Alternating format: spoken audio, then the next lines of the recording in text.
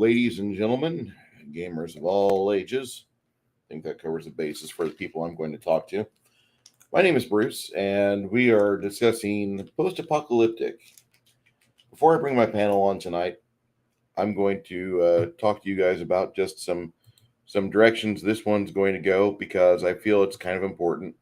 And if there's any questions within the community, just go ahead and pop them in the comments while we talk. Or if you're watching this after the live cast, go ahead, put them in the commentary section below. And don't forget to get into a roustabout fight with somebody else in the comment section because that seems to happen routinely. I'd like you to be able to enjoy yourself. And if you like what we have to say on this channel, please give a like, share, subscribe. It does help us with the algorithm.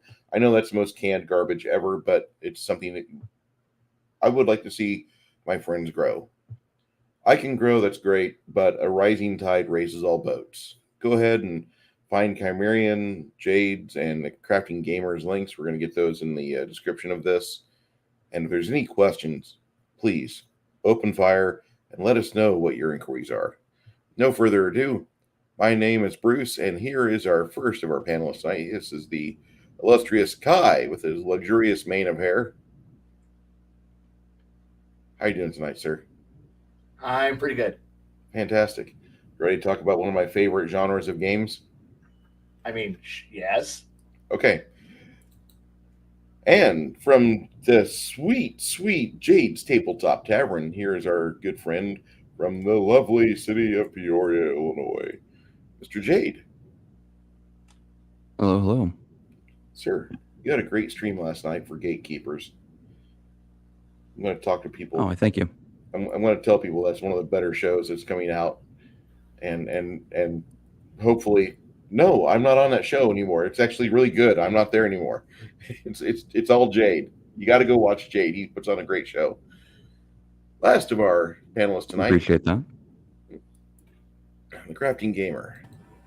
From the north. All? Looks like, what's he playing with? Very close to the Great White North, I might add. Yeah. Are you guys still in the 40-degree mark, or are you guys actually getting cold again? It's Oh no, warm. we're not. Yeah, it's warm. Okay. Yeah, it was 75 degrees today, but that's a typical for a San Antonio day in January or February. Welcome to the first day of February, everybody. Are you doing well, Crafting Gamer? Yep. Awesome.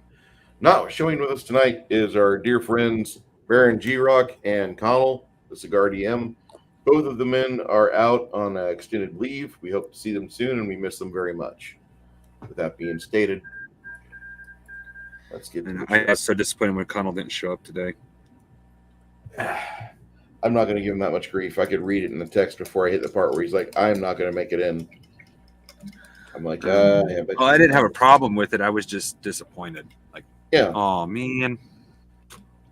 I was really hoping to see him today. I figured he would have a lot to say about this subject. I don't know if he's got a lot of perspective on it.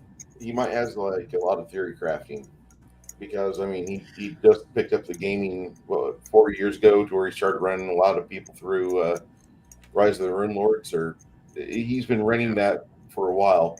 That's not really post-apocalyptic. I mean, it is in a historical sense because you're basically wandering around like the ruins of Roman Catholic Empire, and you know, instead of the Roman Catholics, it's 7 mad wizards that, you know, what they did was piss and moan amongst each other until they all were like, you know what, my school's better than your school, and it turned into basically some sort of Japanese all-girl movie where it's a fight to the death.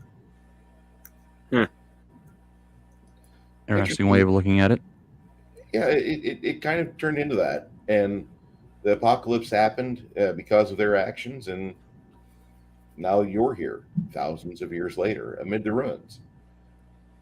So my first question for this, and we'll do round robins on questions. If you guys have a question you want to make, I have no problem giving up the con while I do these 3 questions. Yeah. And I'm going to start off with the man to the upper left, just for convenience sake. Crafting Gamer, what is the definition for you to label table time as we're playing a post-apocalyptic game? A time of civilization has passed in such a dramatic way that it has collapsed in on itself in some way. Excellent example. I once ran a magical post-apocalypse. Just realized I was off camera. Some people are like, magical post-apocalypse, how could you do that? Well, I kind of used Palladium for it, but I had to alter Palladium's rules because in Palladium, technically, magic is slowly leaving. Long story behind that, but someone got stupid and drained magic like a bathtub, and we'll leave it at that. So in my apocalypse, magic actually started getting powerful, but I'm not talking about powerful. So powerful, in Palladium, to make a rune weapon, you have to sacrifice something like a dragon. Magic came back in such a big way that you didn't need to do that to create a rune item. Rune items so mundane that you have a stone chair that felt like you were sitting in a lazy boy recliner. But it was made from a rune because there was so much magic you didn't need to kill. This caused a magical plague that wiped out most of the civilization on Palladium. Because there was virtually no way to cure it because it was magic. It was resistant to all forms of magic healing. As where for the plague came from, as I'm a little bit loosey-goosey and can be a little bit on the fly with that kind of stuff, I hadn't figured that out yet by the time the players lost interest.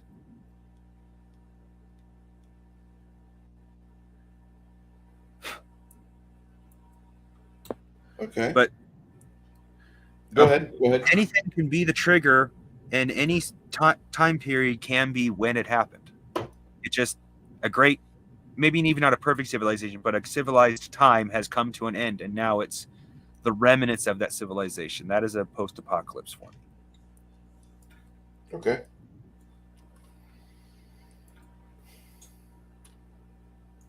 Kai, I want to ask, for you to label your next table time a post-apocalyptic, what are the things that you must have? All right. The things that you must have is a little bit of crafting gamers comment of you are in the and post something bad things have happened. Post you are looking at a deficiency in people, material, a loss of knowledge, and the return and the loss of you're still in the shock phase of the loss of stability and safety that civilization in the previous era provided.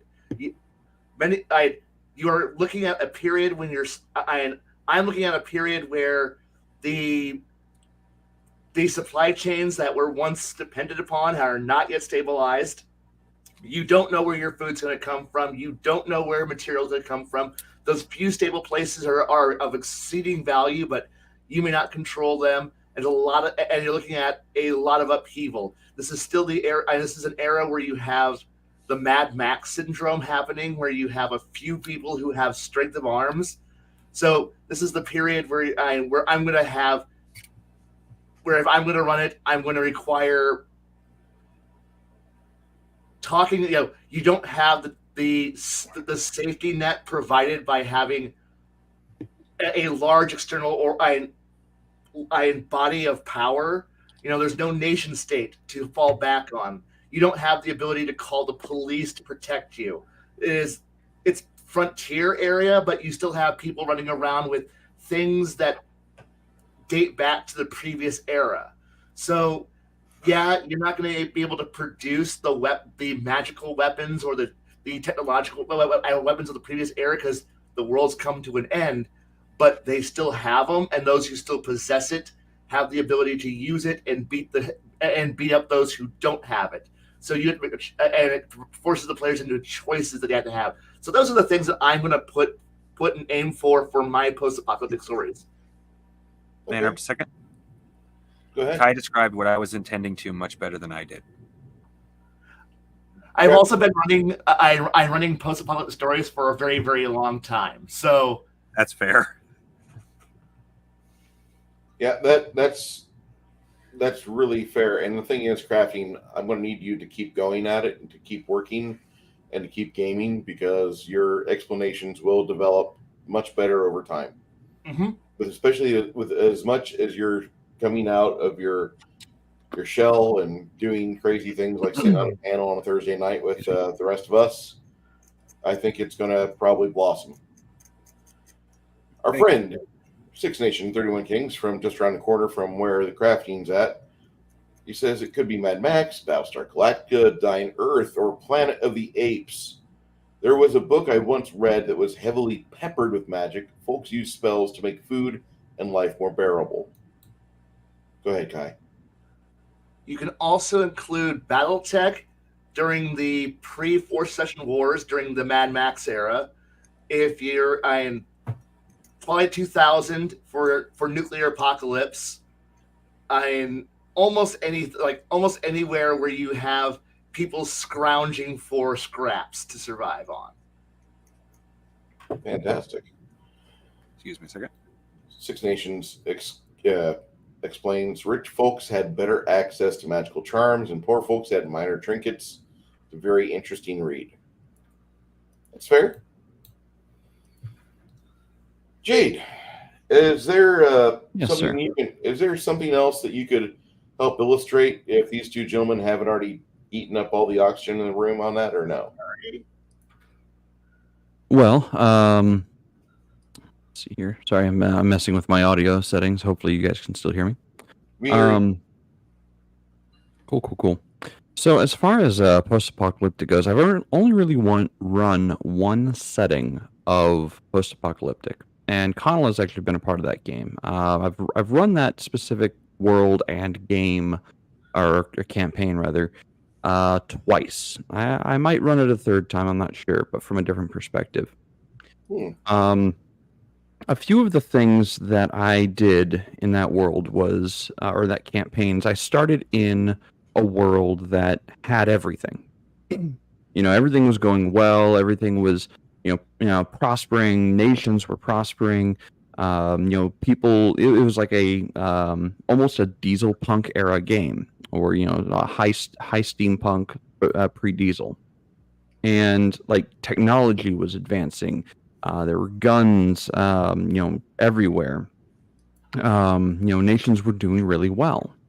And then when they got to the other world, the in a mere darkly world, basically, where things did not go well, at a one point 10 years previous, that was the deciding factor between the two worlds. It was based on a coin flip. One world was positive. One world went negative at that one point in time, because the god of destruction is a sore fucking loser. He decided, I'm just going to flip the table on the god of light, and I'm going to duplicate the world, but it's going to be the way I desire. So, as you might imagine, because the heroes did not succeed at that one pivotal moment, things went downhill quickly. And they continued to go downhill constantly. So by the time our heroes arrived in that world, everything was already in a ruined state. People were being, taken, enslaved. They were, cowing to the immortal demons who had taken over their regions, who had flooded over into the world. Or they were, having to pay homage to a foreign dictator from 2 or 3 countries away because their military might was just that strong. So when the PCs arrived, they remember this world of light and positivity and all these really great accomplishments. So when they get here, they're like, "Oh, this is awful. We don't want to stay here." So they're trying to do everything they can to get home, because at every turn, something more awful happens, or something more awful has happened, and they are witnessing the aftermath of it. And it's everything they can do to stay their positive selves, to remind themselves that we come from a better world. This is not our home. But there are some characters they meet along the way that joined the party later that this is their home world. They don't get a choice. They don't have the pretty world to return to. They don't have that capability. So for the characters, or for the players who make characters that are part of that ruined world, they hear about all of these great things in another world. They're like, I want that. I need that in this world. How do we get back to that point? And really, for me, post-apocalyptic worlds, they can be a ruined setting, but there needs to be hope. There needs to be some kind of driving hope for a better future, for a better outcome at some point. That the struggle will lead to something grander than what you currently are in, and that the struggle is worth it. Otherwise, you fall into a world of nihilism, and there's no point in helping others. So why bother? Just become the murder hobo and embrace the suck and embrace the death and the carnage and be the most awful person you can to be the best dictator you can. Mm-hmm. Okay. That's pretty fucking concise. And I feel like a dunce trying to follow that up. Like, I like post-apocalyptic. I like mittens. I like mittens. You can get to me last from now on. I too like mittens. Yeah, I think that either any of you three would be fantastic GMs for A Boy and His Dog, the RPG, which I don't know if you guys are familiar with. Maybe it's before your time, but it's an early Don Johnson movie where he is in a post-apocalyptic world, and he's got himself at his late teens, early 20s, and he's got a dog. Very good movie.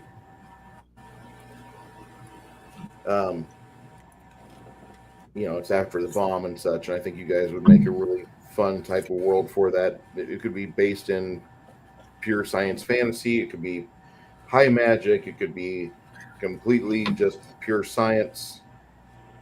I think you guys would like it. I don't really have much to add. Sorry for taking the wind out of the sails. Say again. No. It did so Sorry well. for taking the wind out of the sails.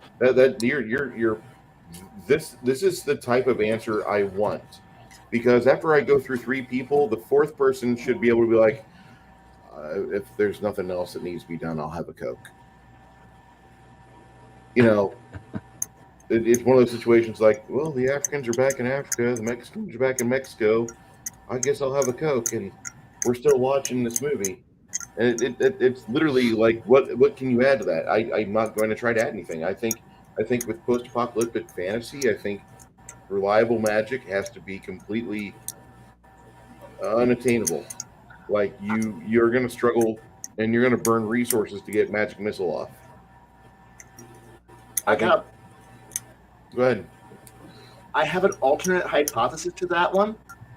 I know we always seem to want to. I run the idea of you're in a fantasy world where magic is leaving.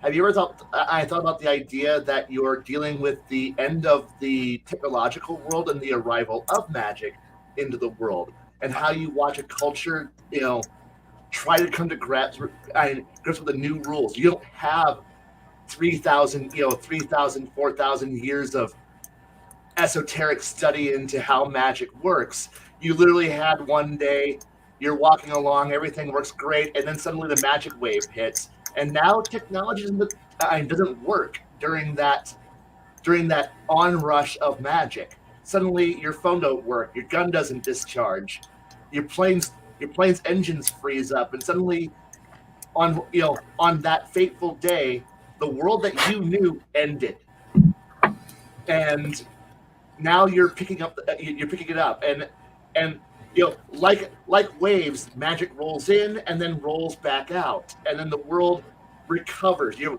power comes back on, the phones work one more, but you don't know for how long, until the next day when the next wave arrives, and then the magic slowly tears apart because the magic might utterly hate all complex high technology items. So, but look at our cities of glass and that streak up, that depend on technology to hold it. The magic starts tearing it apart. And so you start watching the skyscrapers, collapse around you like 9/11, but it's happening across the entire globe.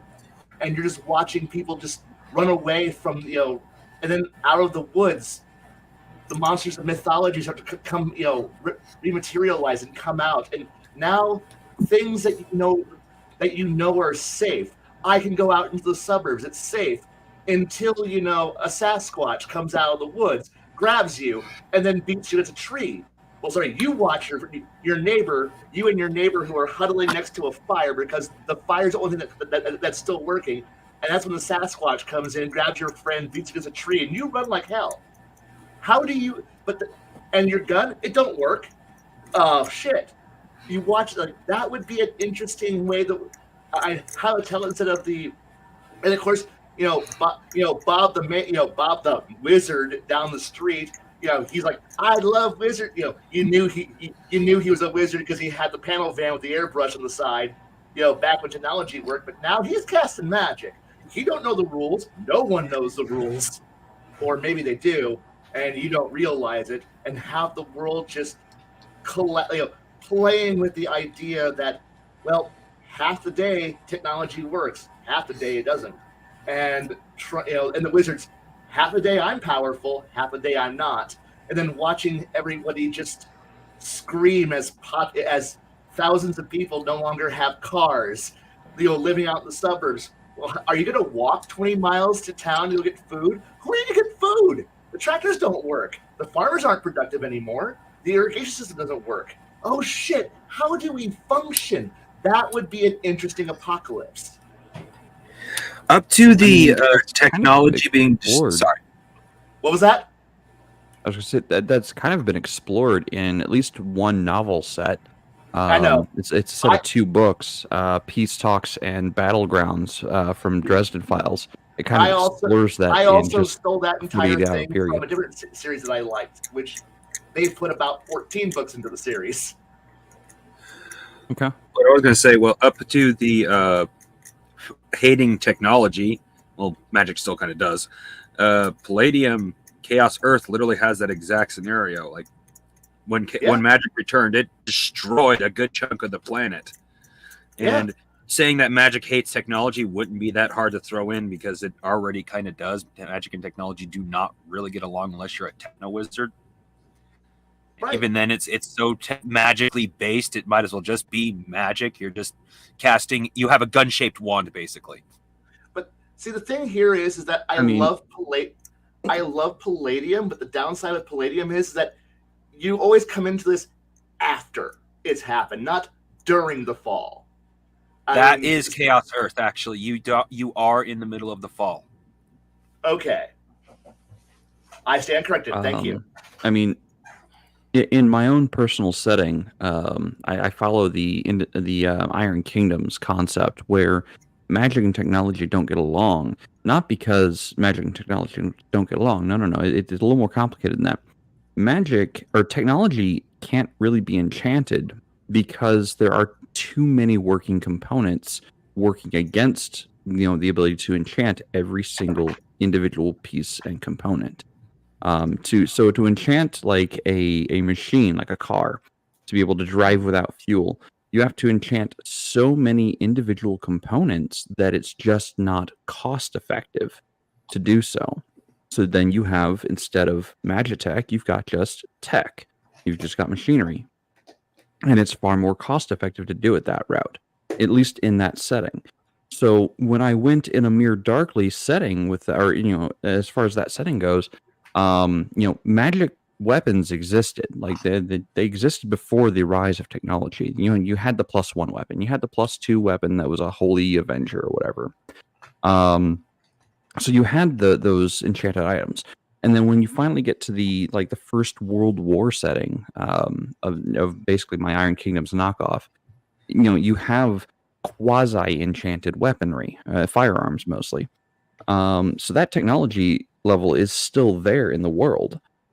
It didn't really go anywhere, but the people who knew how to do it Like that, they were the first targets during the demon invasion. That was one of the things that really set off this post-apocalyptic event. Was the destroyer god knew that if he was going to take over and reign supreme, he had to get rid of anyone who could potentially oppose his lieutenants and his generals.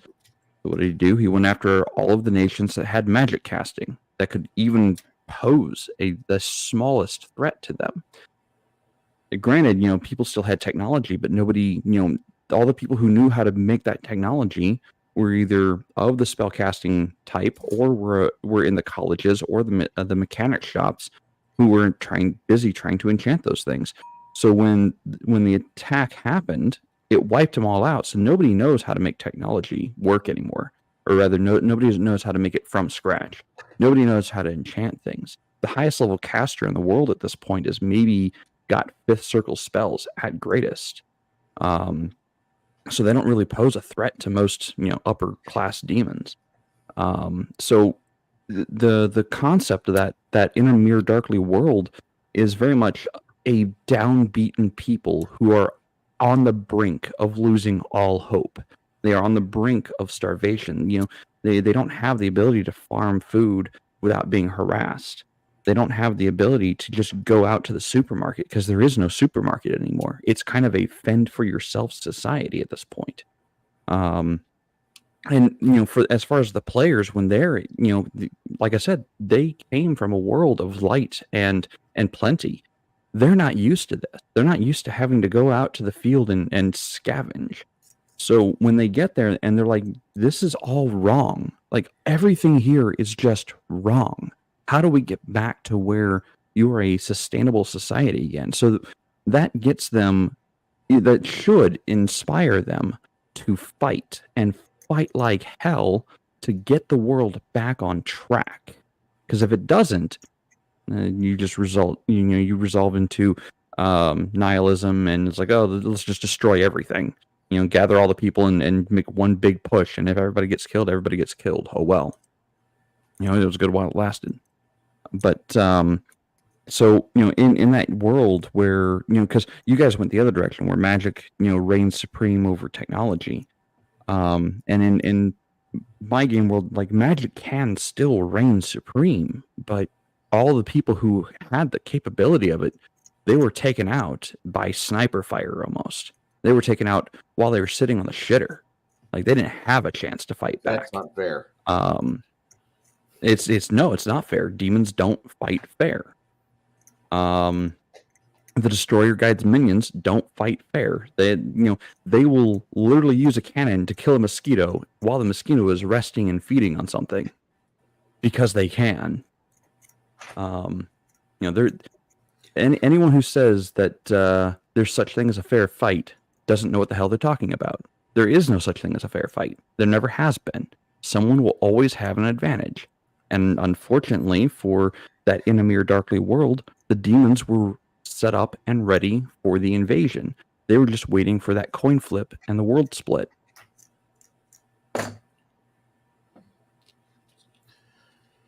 Okay. So when I think of post-apocalyptic, I don't even think of magic. As much as I want to think of Dark Sun, where you can walk across the blasted sands or terrain, and you can be minding your own business. I'm moderately exhausted and dehydrated, but then I take a step off the sand dune and I encounter like a wild magic surge, and it causes a random mutation, or a monster teleports out of the rift, or whoever. Something happens that's really bad, and I end up probably dying from the lack of preparation or lack of proper information. And I think that would be fair. Another good example of post-apocalyptic for me is Mad Max, or the miniature game that is about that, where you have little Hot Wheels cars and you put machine guns on them, and then you try to have a Car Wars like scenario, but with better rules. Car Wars. It's a better game. Gaslands. I was thinking Gaslands. Car Wars is okay, but I can't stand it.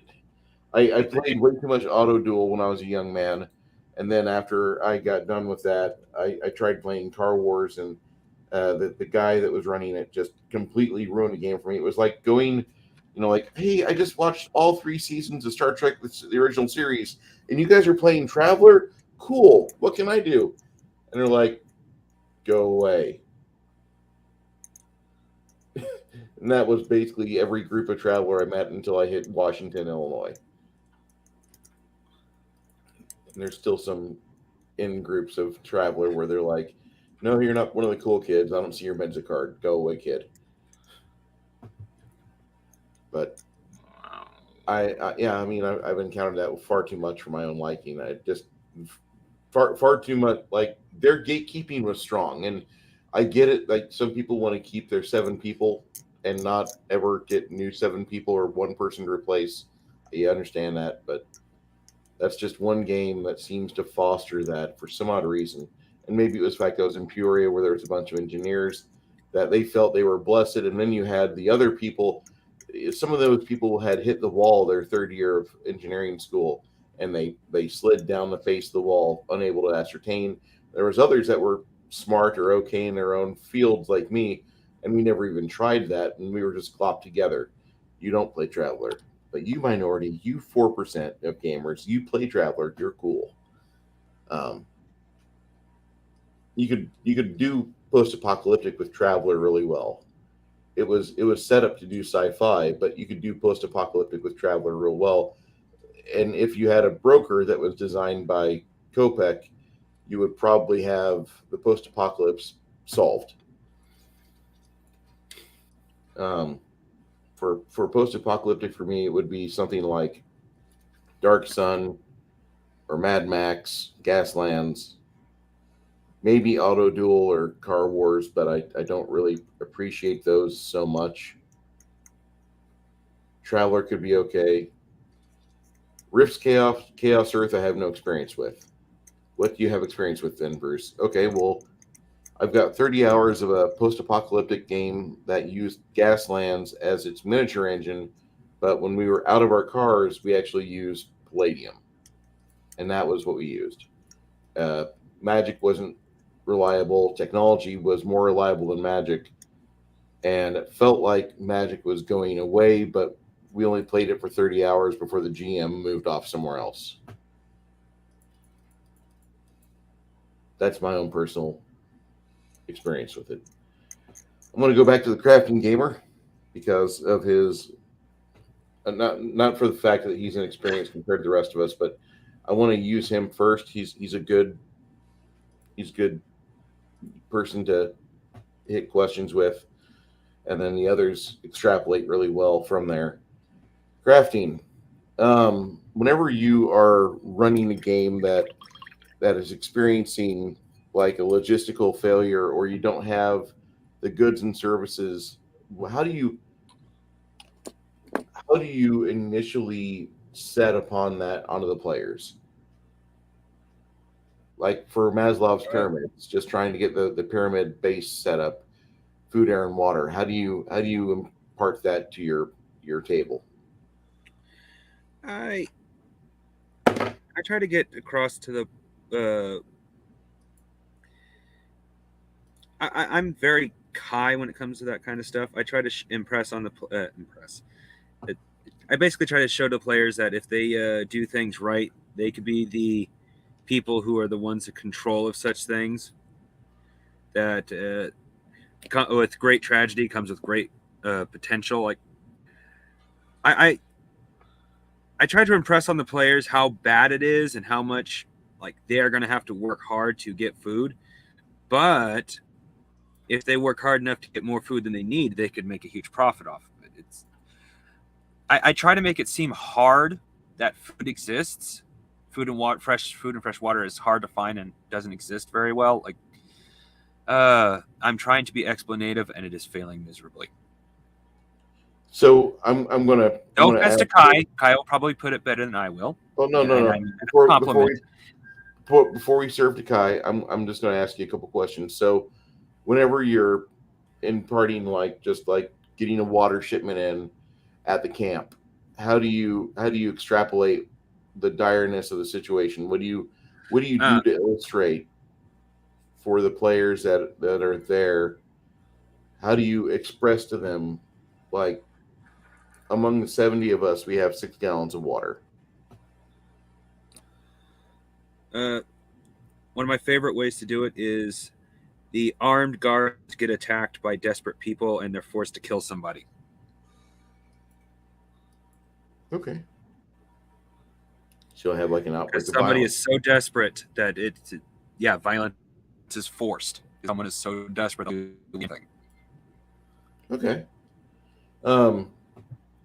Will you lean on that for a little bit, or do you quickly resolve it, or do you try to make that kind of like a recurring statement where you just saw a half hour ago, Jeb, one of the men in the community, that he has been reliable and steadfast, and he's been fairly good natured up until 4 days ago when his son died of dehydration, and now he's doing this.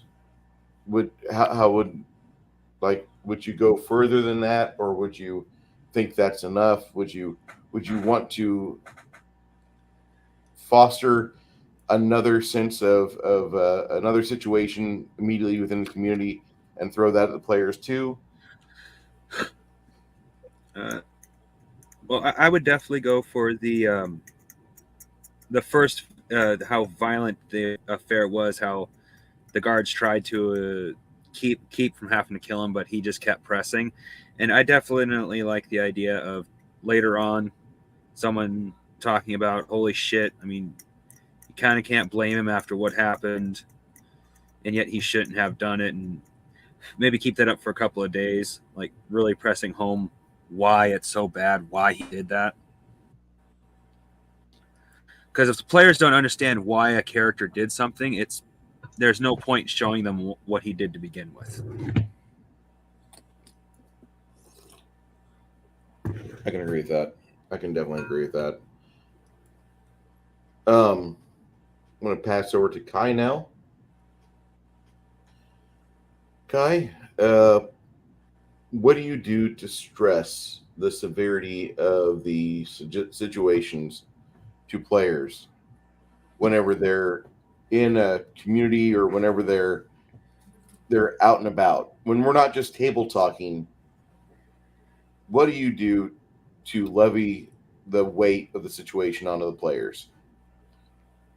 To level the weight. I think the general opinion there I'm going to go with is simply, I'm going to hammer in the idea that currency doesn't really mean much. The idea that, you don't have the ability to just turn in money, receive services. You no longer have, like, there might be some bartering going on. Like, I'm going to hammer in the idea that if you were wealthy at one time, you're no longer wealthy, because I want to hammer, like, you can come in with as many gold pieces as you want, and someone's going to go, I can't spend those.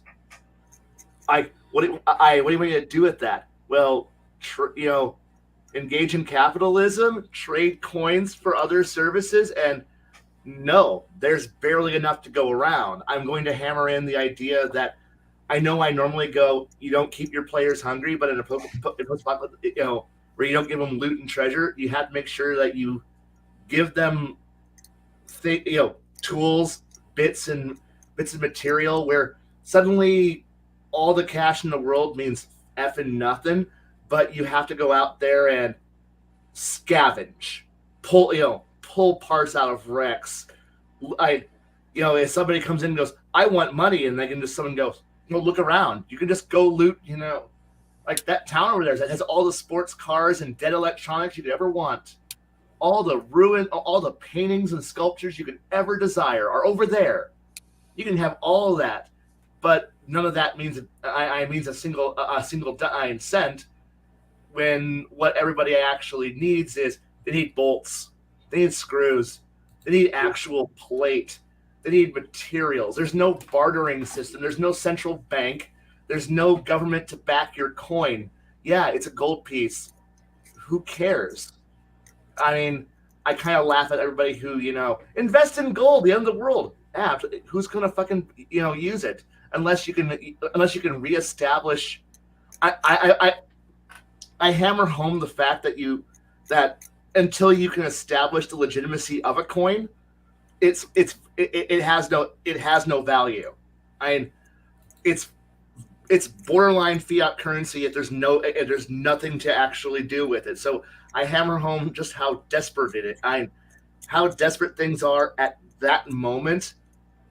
And yeah, to use a bit of Jade's earlier comment of you need to give hope. Well, if you're running this, players are that hope. Players are that center of stability that could reestablish things. I don't need somebody. If you give the players a sense of, well, over there's a new center of stability growing. Yeah, but you're not in control of it. Do you want to bring back the old world that is currently in flames, that might have been brought to, and then bring it back the way it was? You've learned nothing. You've gained nothing. Nothing's changed. You're just reestablishing the old order, or do you build something new, build something better? But I want to hammer in right now, there's nothing. You are currently scavenging. You are back in tribal period. You are no better than barbarians. If you want civilization, build it. If you want to be barbarians, go ahead and spray paint your face silver and go drive around hot rods all day. I mean, go ahead, spend the last dying embers and capital of the old world to accomplish nothing more than some carnal pleasures and some scavenged little bits and bobs of the old world, or you can actually do something productive with yourself. Or you can just simply go, I'm trying to escape Poland, it's nuclear war, and I want to go home. Fuck this war in Europe, I just want to get out of here, and there's nuclear weapons have gone off everywhere. I don't know where I am. I don't know where I'm going. The map is outdated. The map's in Polish. I don't read Polish. And I got enough gas to go 100 miles, and I need to get to France. Fuck. How do I do this? And that's how you hammer home the idea of it's desperation. Or, oh, hey, look, the world came to an end. I'm on a boat. Well, shit. What do I do? You can either, look for a desert island and start over, or you can actually go and try to be a good person and go rescue others who are trapped on boats and then be a hero that way. And you just hammer home the idea that the world you knew, all the cheesy things that you knew, there's no mage college, there's no engineering school. You're just enduring this horrible, horrible world that you're going to be working through.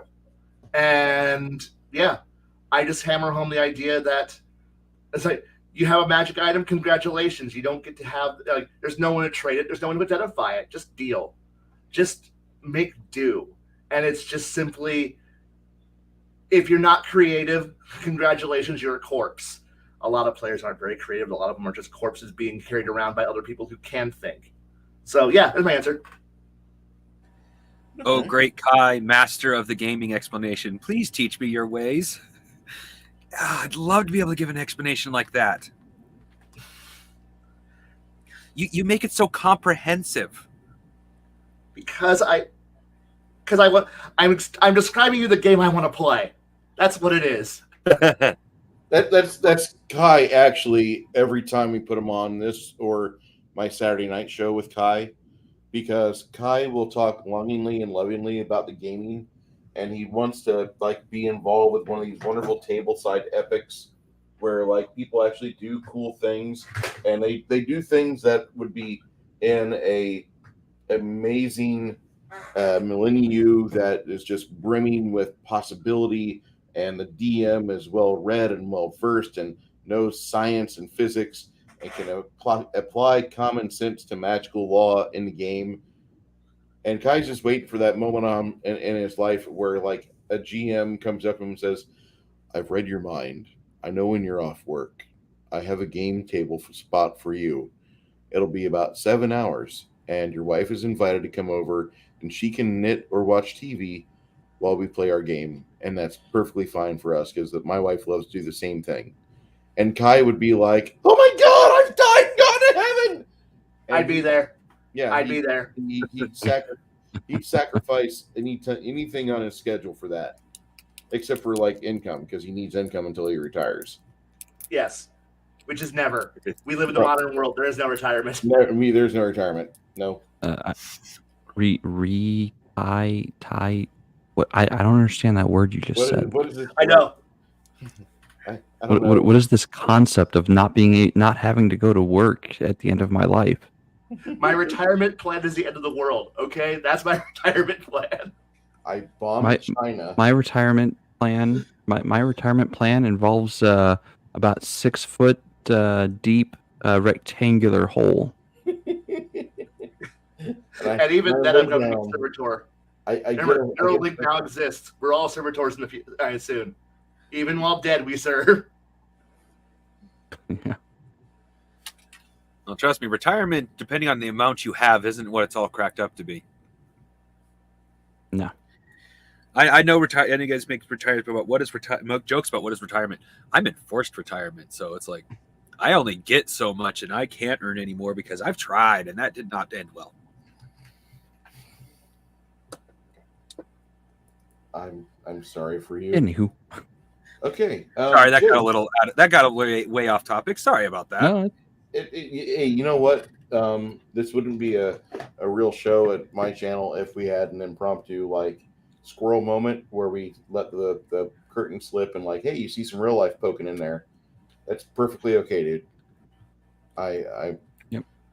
You know, we're kind of all in the same boat with you together on this. Like, yeah, while me and the rest can mostly, go and if we endeavor to go work 24 hours a day, we're not really going to make more money because we're going to get taxed harder anyway. So we have to accept our pittance in life as we are. And, maybe things will change later. But right now, our retirement's worthless. Our money's worthless. Our time is, we are at a millstone for time, just trying to get the existence chits out of the millstone so we can get to this next stage and wherever we're going.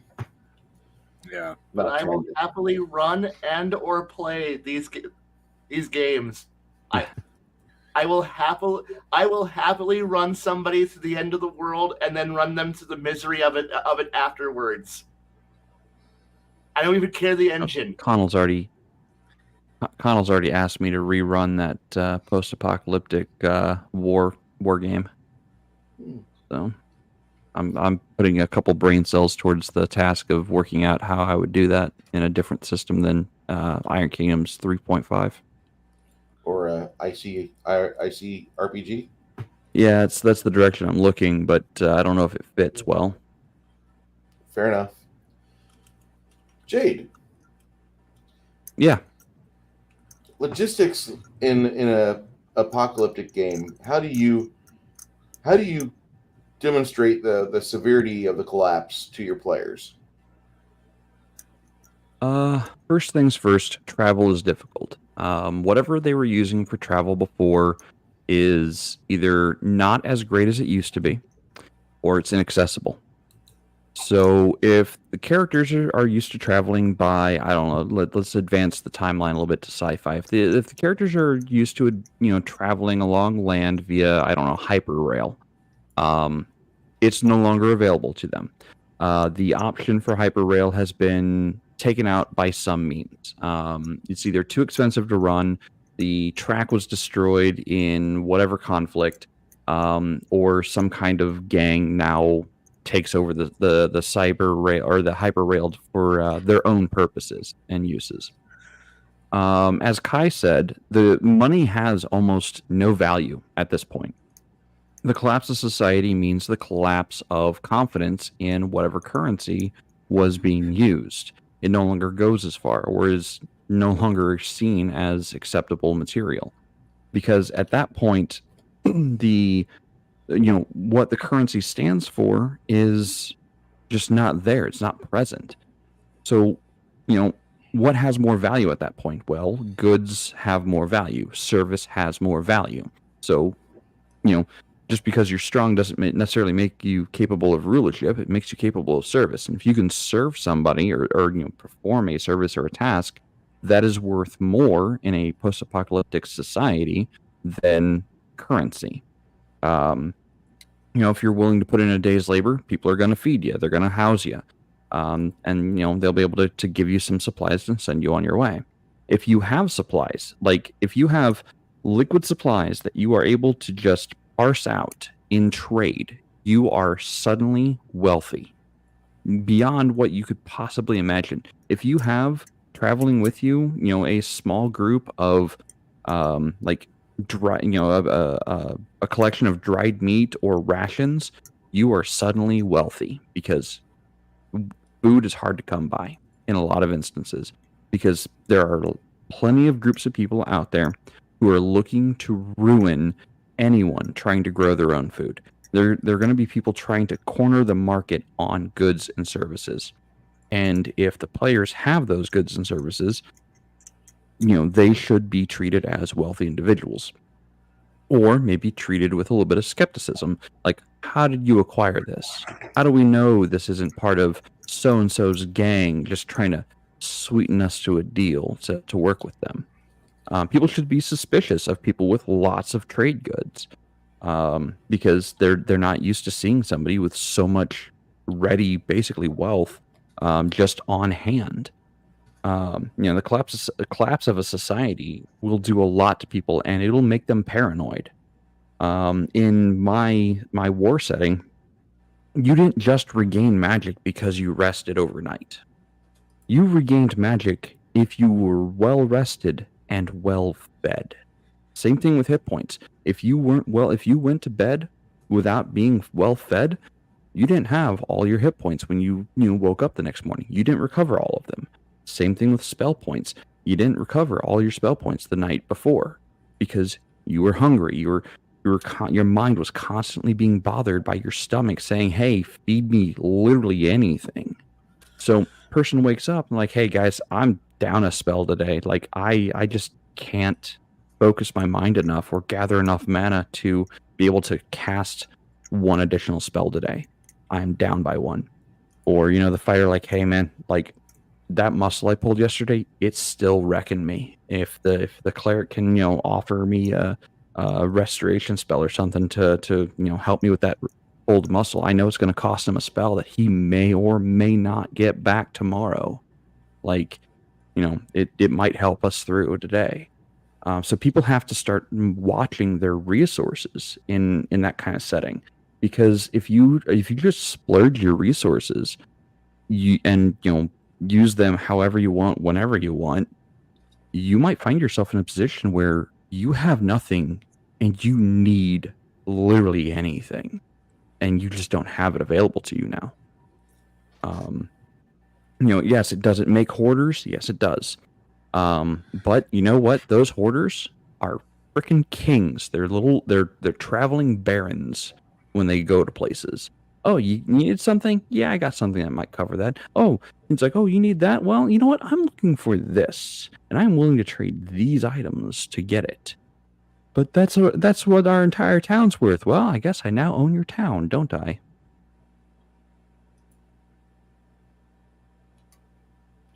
Fair enough. Very fair. Gotta ask you, Jade. Yeah.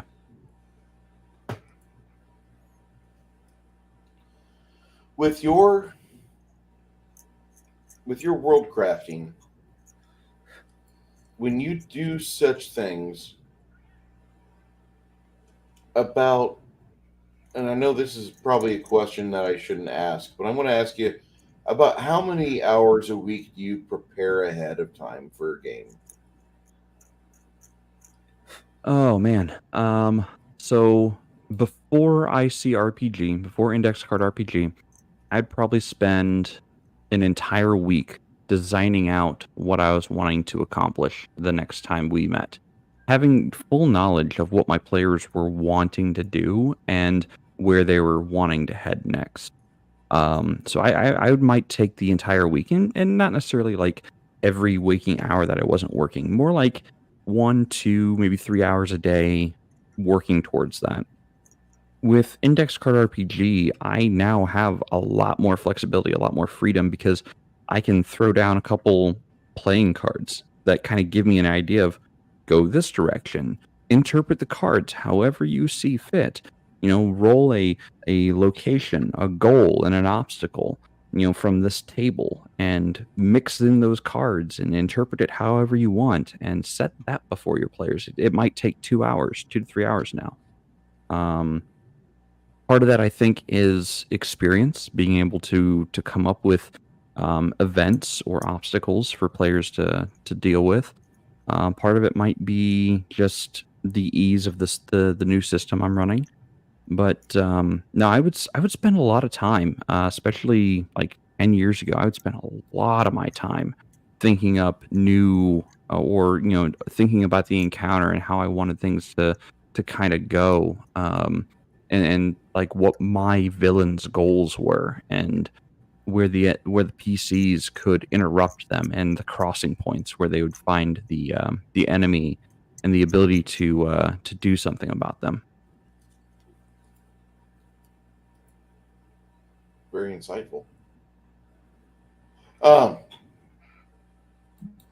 Damn. Now in the chat, one of our friends, 6 Nation 31 Kings, has been talking about some different game engines and such. I don't know if you guys have had experience with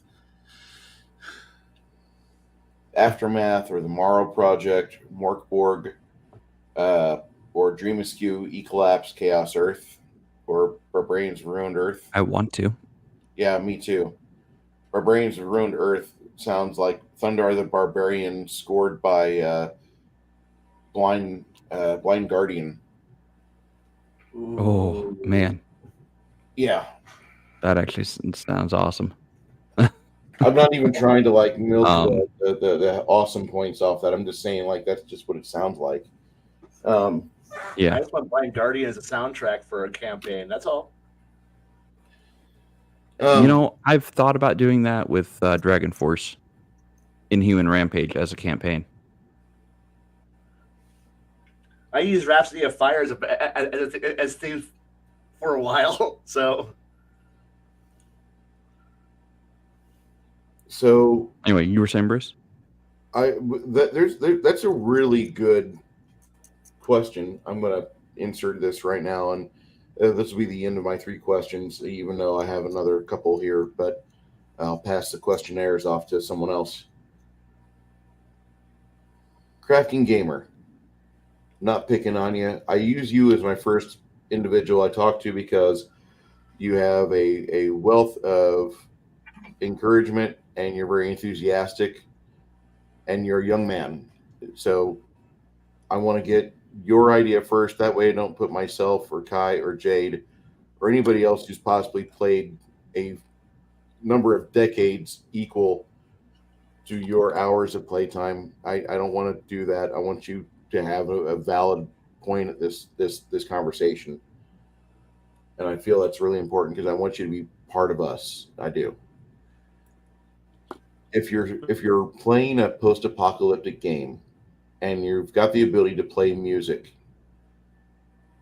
what's your soundtrack? That depends on the post-apocalypse. Excellent example. I have a game I want to make that is post-apocalypse, but it's supposed to be completely like a one-shot. Oh boy. Can anybody hear me?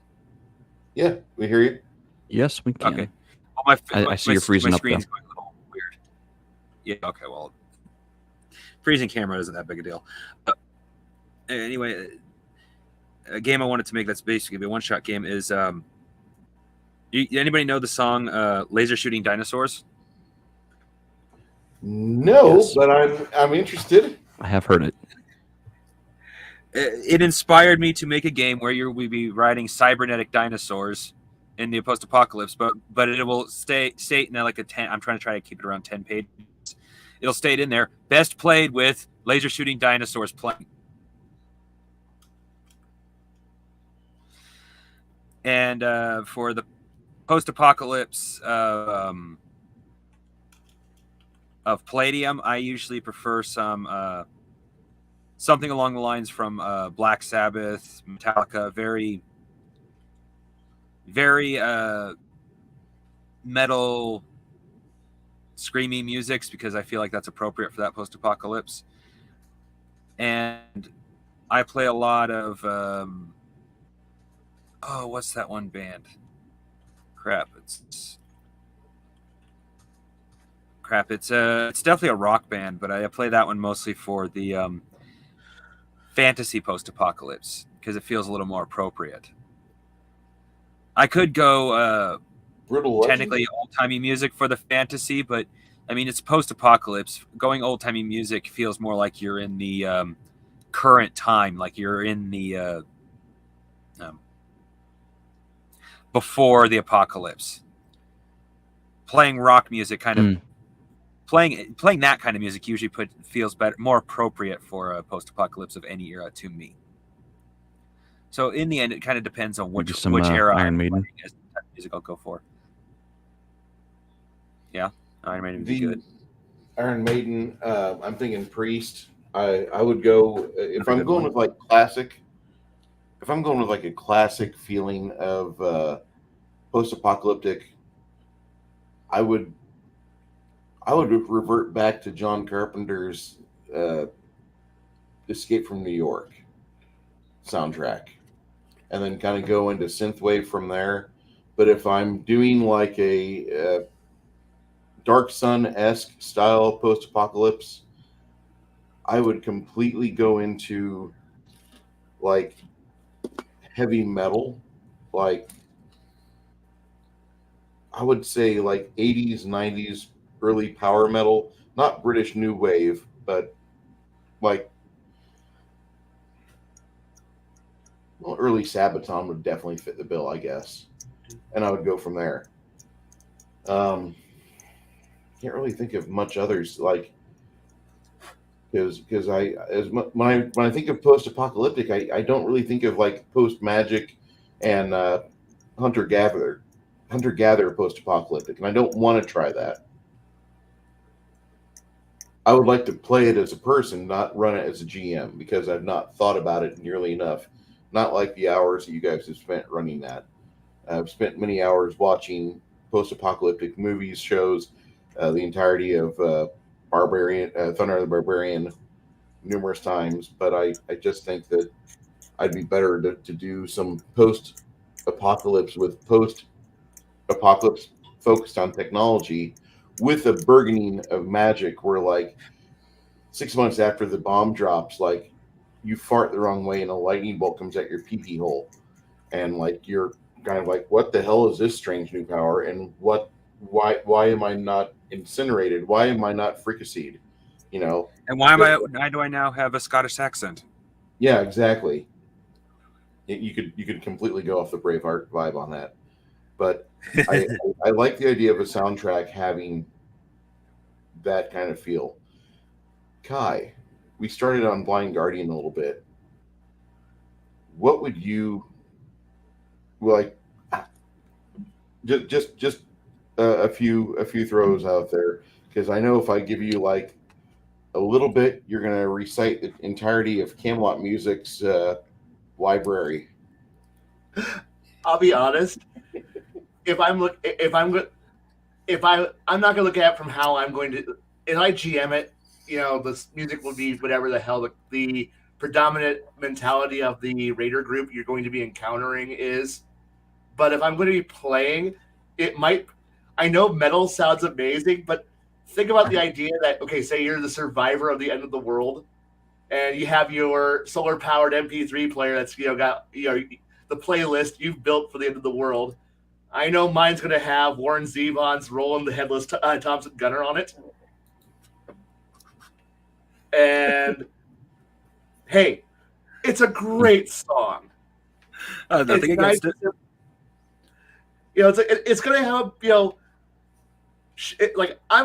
I know it's gonna be like I want people like I want badassery. Like, nah, I'm going to play something just like No, it's just there's gonna be some just nice, fucking I fucking like just get through the day. Day shit. Yeah, I might have Andrew WK on my playlist, or I might have some Nightwish or some Disturbed, but I'm also gonna have some Blue Oyster Cult. Some it's like I'm gonna have a wide variety of stuff, and it's like because you gotta survive every day, and you just can't be constantly living off pure metal. I know it's from a metalhead. Oh, can't live on pure metal. No, I'm gonna have some nice shit, so that way when I've gone and stolen some great speakers off of some nice big psyop speakers off of a burnt out army base, and then glued them on the back of some vehicle I've cobbled together. I want some nice music that I'm going to play across it. Like it's everybody, energetic, and it might be some Led Zeppelin or some lot of weird shit. Like, because, like this, like I know it's like I want this to be all epic. Like, no. Can you imagine just coming over the hill and having like Billy Joel playing? Fuck yeah, I can. That immediately reminds me of Martian's Attack. Right. I was like, or what not in about that way, Vivaldi's Four Seasons? oh, I know. Or 1812 Overture could come up to mind. Just simply just Some good going classicals. going to town and just having, it's like rolling into town and having, again, another Warren Zevon song playing. It's like Lawyers, Guns, and Money playing. You gotta have some more fun and just go to town and just have a bunch of weird ass shit that you're just gonna play and have so much fun while it's going, because you gotta survive. You gotta survive on this music for as long as the MP3 player holds out, or your cassette deck or if we're gonna play with Cassette Futurism, your 8-track players running. What if you stumble across in a Lombard junkyard suburb of Chicago, for some of you that don't know that? If you're in Lombard and you stumble across this the rusted Hulk, but it still operates if you manage to hotwire it, 1974 Dodge Monaco sedan with a mount on the hood of the car. Looks like it has a speaker implant. When you open the hood, or if the hood's not even there, it's got a cop motor, 440 cubic inch plant. It's got cop tires, cop suspension, cop shocks. It's a model made before catalytic converter, so it'll run good on regular gas. Well, would you go with it? Oh, Creedence Clearwater Revival's getting played. I would hit the CCR button and it get rolling.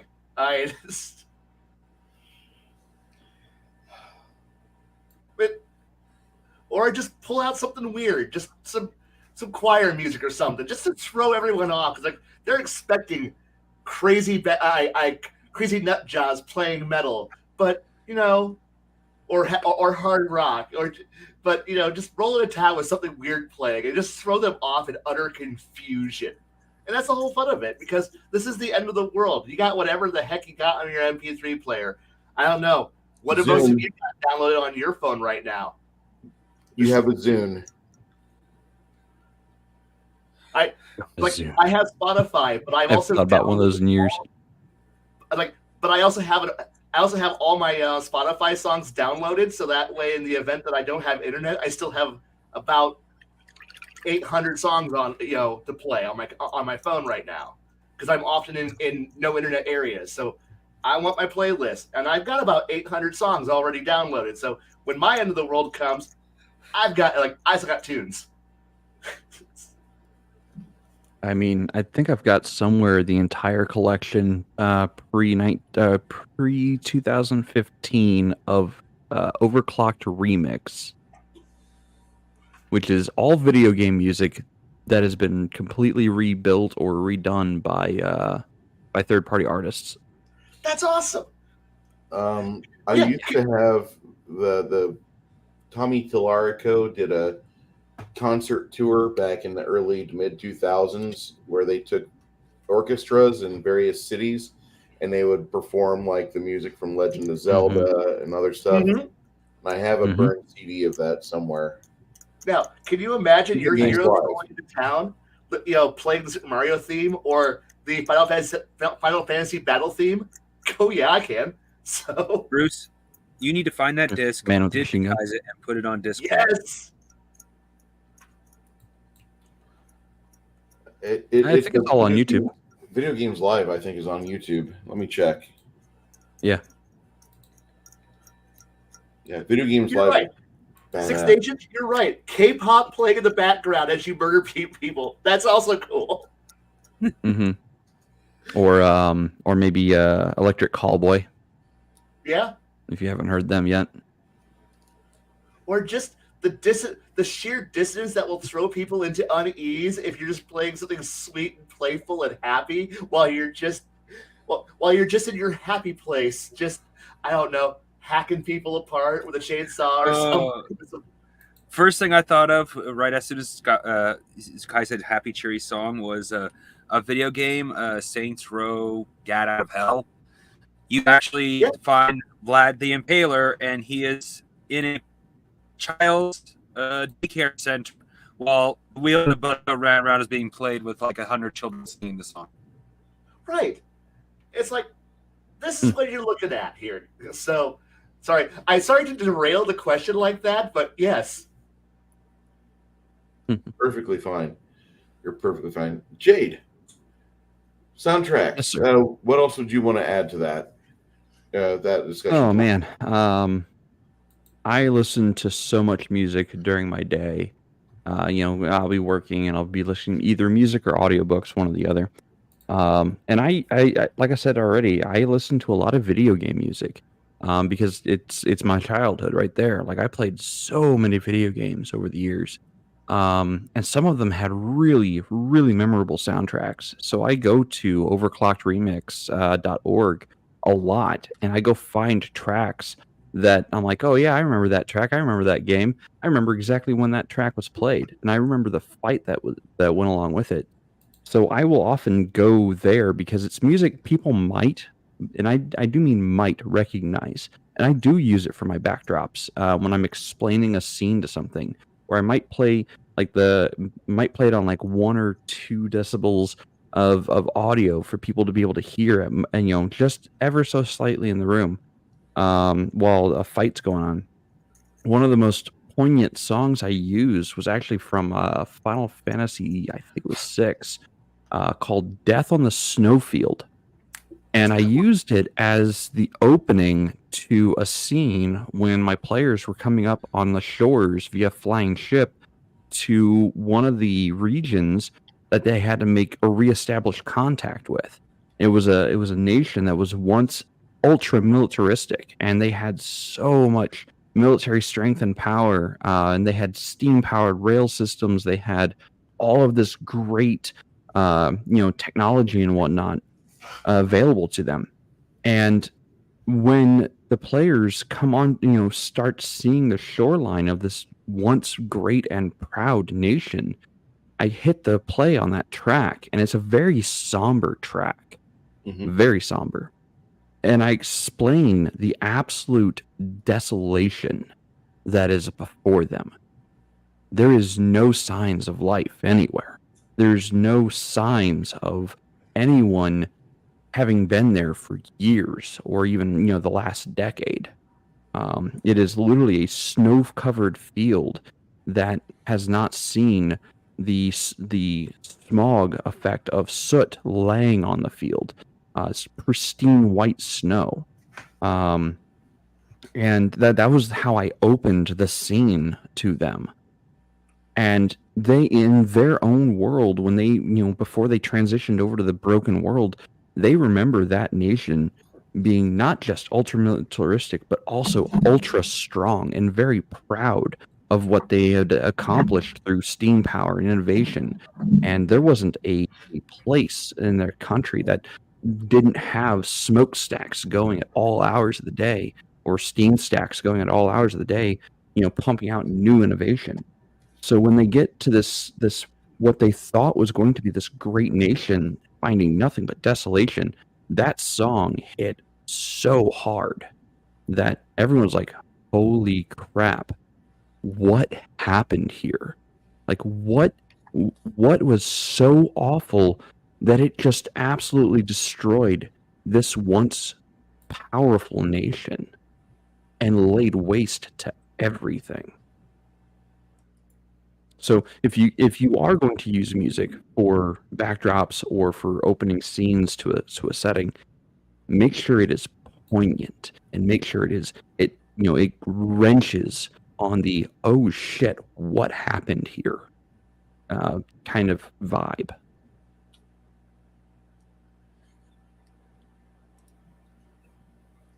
Sounds pretty badass.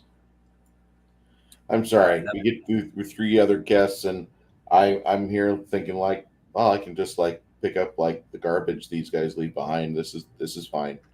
I'll be a custodian here.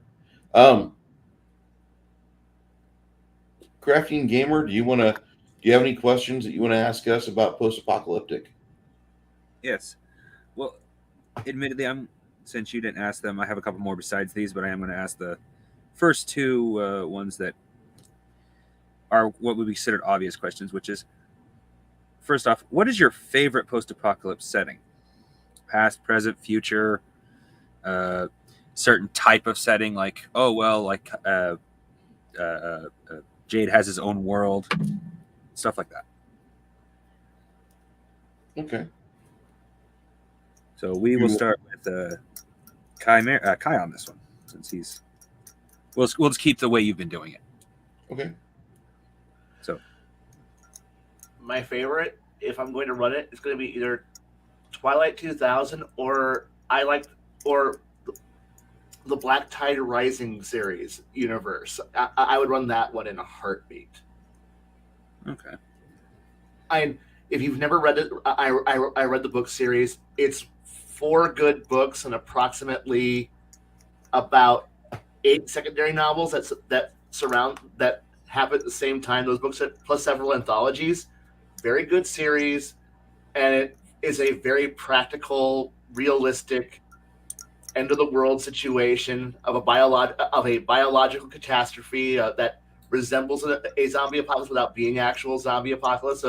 But it's the functional end of the world and reestablishment of society when you only have 1% of the population left.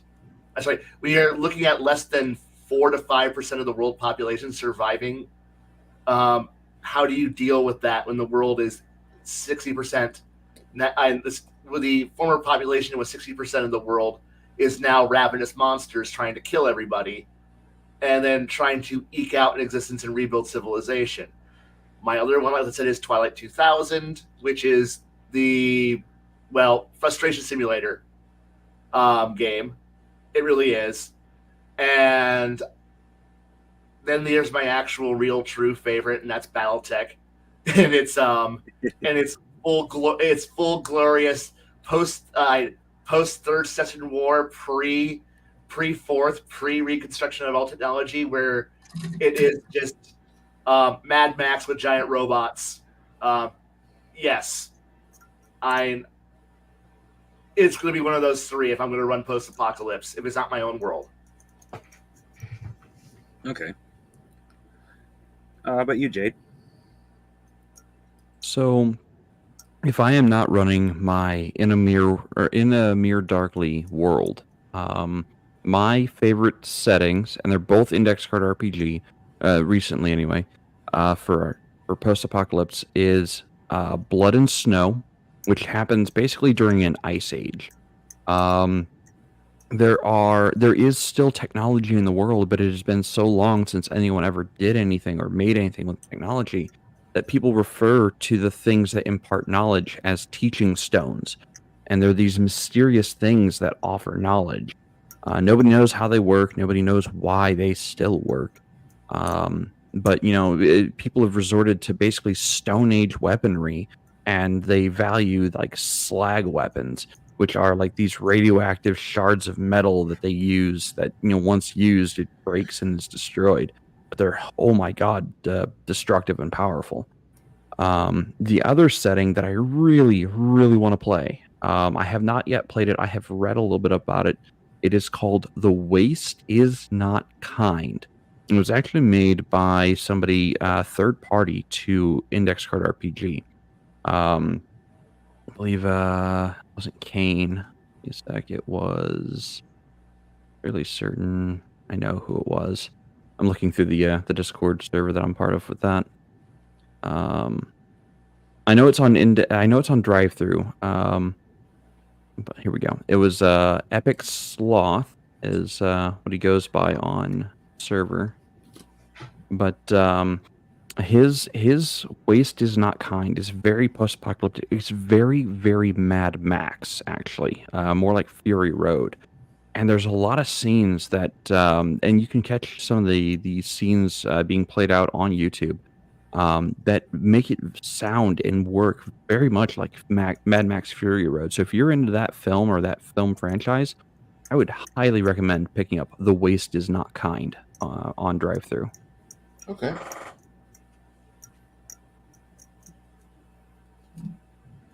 That's cool. How about you, Bruce? You mean to repeat the question?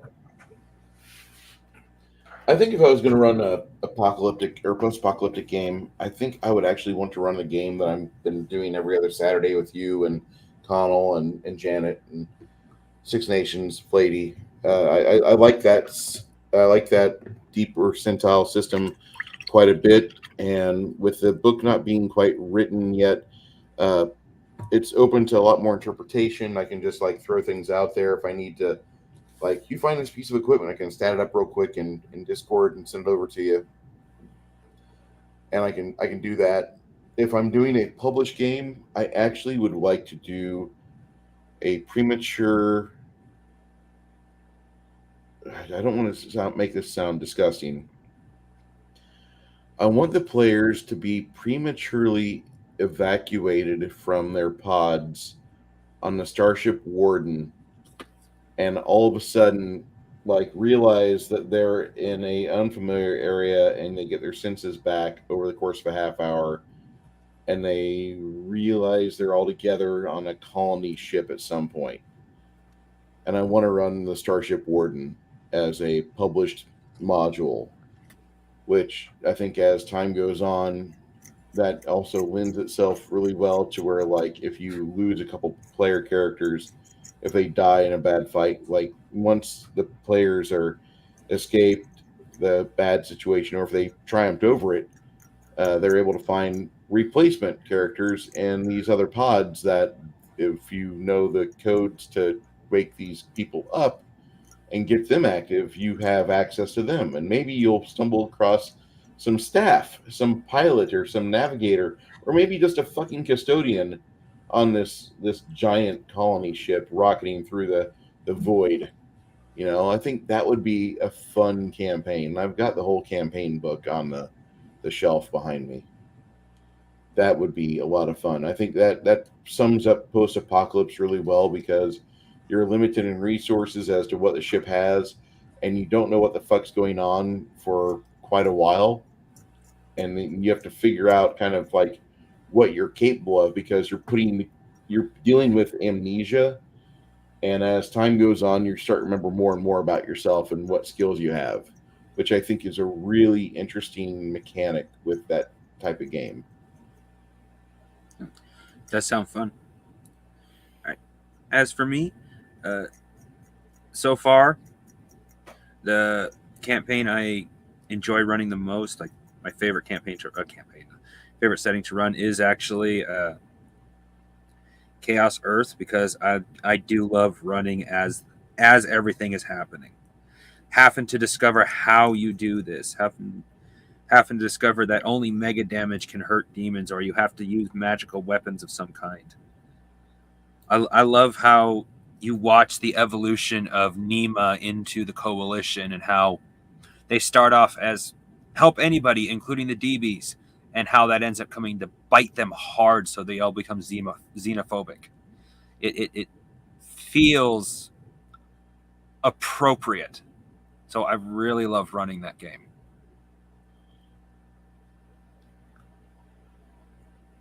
It's fantastic. What about that game? Like, what's the element you could isolate and just be like, this is why I love it so much? Actually, I already said it. The fact that you are in the middle of the apocalypse happening. So it's just the experience of the end that you want to impart that upon the players, or Yeah, is it the mechanics that happen to the players during that? it's a bit of both, because I like how you're not the players, unless even if they've read the book, aren't really supposed to know what's going on, especially in the supernatural department. Mhm. And so there's a lore aspect to it, but there's also a mechanic aspect to it as well, because there's only certain things you can do to harm certain creatures, period. There are even some creatures that are basically immune to mega damage. You have to hit them with magic specifically.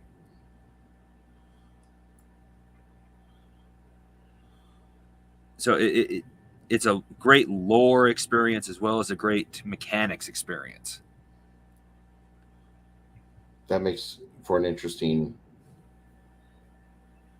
proposition that you have to force on the players.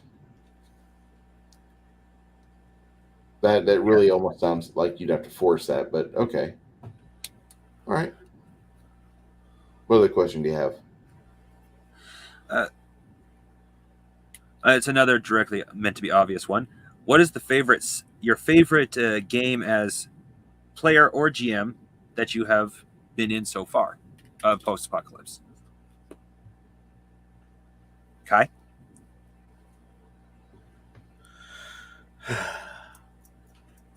As a player, I haven't had the chance to play one like I want to, because nobody wants to run Twilight 2000 long enough to allow me to have fun at that game, despite it being amazing. And What version of Twilight 2000 are you talking about? Kyle? 2 and 2.1. Okay. The good old-fashioned yellow book, the fun one that has all the good all the good tech manuals for it. Yes. But no, I've run several ends of the worlds. Then I've gotten it's actually kind of tiresome when I tell players, the world's ended 4 times, and you're on Apocalypse 4.5 now, and most of the world's just like, yeah, it happens, and then you see new players go, wait. Did players start most of them? Players started 3 of the 4 of them. So I could end the world? Yes, you could. Please don't. But I want to end the world. Please don't. Why? It gets tiresome running it. Because you take whatever the players like, you light it on fire, and then go, are you happy? And the one player who wanted to end the world goes, I'm happy. And the rest go, oh... But that was where all my stuff was, as they watched the firestorm consume everything they loved, and you're like, enjoy it. But it's mostly my own world, my own campaign, my own stuff. Where, yeah, I love building it up, then watching my players come in with a bulldozer and a flamethrower, and then level it, and then I'm like, did you enjoy yourselves? Yes. All right. Well, I guess y'all get to live in the ruins. I always wanted to live in a role-playing game where I get to play in the aftermath of Dresden. That was this is fun. Yes, it is. So You've only had 4 apocalypses? I've only run 4 of them. Oh, okay. I've only run 4 apocalypses. And I've had the first magical apocalypse. I had the second magical apocalypse. I had a war that burned most of the world, and I had a demon invasion that was also a magical apocalypse. Where I'm just to the point now where I'm like, okay, the entire world hates you, spellcasters. Why? You guys end the world. Hey, you tech guys, you did it once. You we're suspicious of you tech guys, but you fucking wizards and druids and shit, you are the Don't point reason at why me. nothing's nice. And then players wonder, why does the entire world fear spellcasters and hate us? And why is there a secret organization of inquisitors that wander around and put bullets in our foreheads whenever we do anything out of line? I don't know. Go look out the window as they see, vast tracts of burning SUVs and collapsed buildings and go, that's your fault.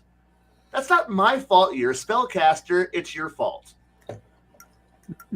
But I want to cast Fireball and teleport. No, previous people threw in teleport. So can I cast Fireball? You can. I cast Fireball. I had three Mauser KAR 98s open fire. Huh? But I have protection versus normal missiles. Those are not normal bullets. What? Thud-thud-thud-thud-thud. Ow! Thud. This sucks. Uh-huh. Don't play a spellcaster. But I want to play a spellcaster. 3/4 of the book of spellcasters. Uh-huh. And every last one of you is targeted and wanted and marked. Huh? Yes. But magic is fun. Magic is evil. Friendship is magic. Magic is evil. Kill him. Good Lord. Wow. Ask the world, where on this doll of Gilbert Godfrey did magic touch you?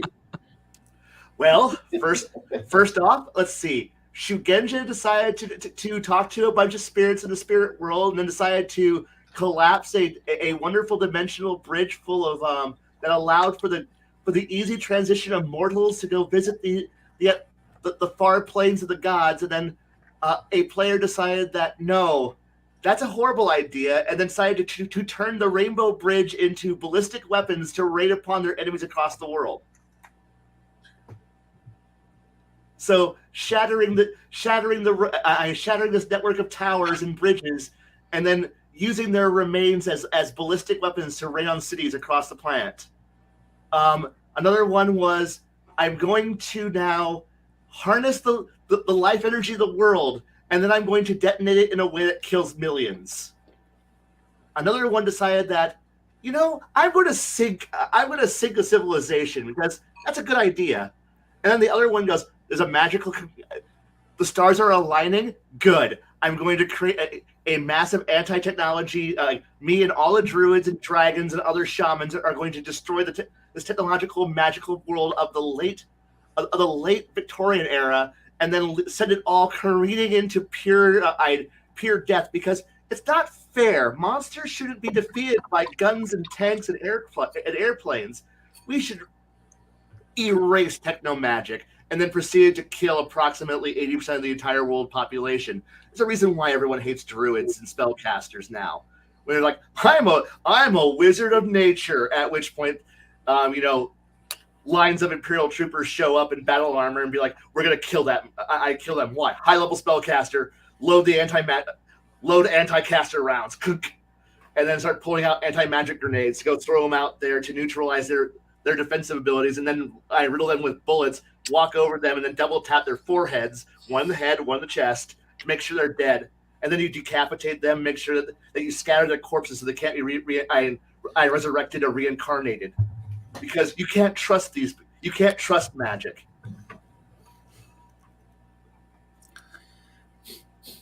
And anybody but magic is good. Remember, Wow. I remember 2.5 billion people are dead because of spellcasters. What do you have to say for yourself, Magic Boy? That's right. I didn't get enough. That's right. That's awesome. Get the last 20%. I didn't take out the leaders. That's what I've got to say about it. That's right. Do you consider Warhammer 40K post-apocalypse? Yes. Yes. Okay. Yeah. Then I would have to say my favorite setting, having played as a character, was Warhammer 40K. And actually, my group made a brand new rule specifically because of my character. My character was so much of a fiend or warp hunter that he was eventually going to go the Inquisitor route. But for whatever reason, if it is a roll under game system, I am king. Nay, I am God. Yes. Because for whatever reason, I might have to roll under 5% and I will get it 90% of the time. I can't explain it to you. I don't understand how that works, but I consistently, on brand, always roll low. Notice this. Yeah, it's kind of my plague or my curse that just likes to follow me, that I roll low constantly. But for Warhammer 40K, that's a good thing. So when a monster that's supposed to take the entire party, probably most of the night to kill, I one-shot it, and I'm still rolling exploding dice worth of damage 5 minutes later because my dice just love rolling low. I love rolling those zeros. You know, at one point the game master's like, okay, stop rolling dice. You rolled enough physical dice to equal its hit points. Even if you rolled all ones on all of your dice, it's dead just by the number of dice you've rolled. I'm like, oh, okay. So then he established the Thaddeus rule. If I roll a number of d10s equal to its hit points, or like tens of its hit points, so 1/10 of its hit points in dice rolls, it's just dead. I just stopped rolling. It was called the Thaddeus rule because I was just great at exploding dice. So I would say that's probably the best game system I've played that was considered post-apocalyptic. But I really do actually still enjoy my own game world of the Intermere Darkly universe side of my game.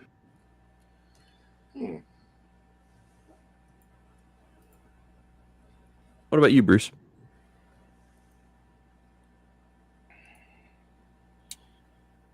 I have to say that I've spent 10 hours in the special system.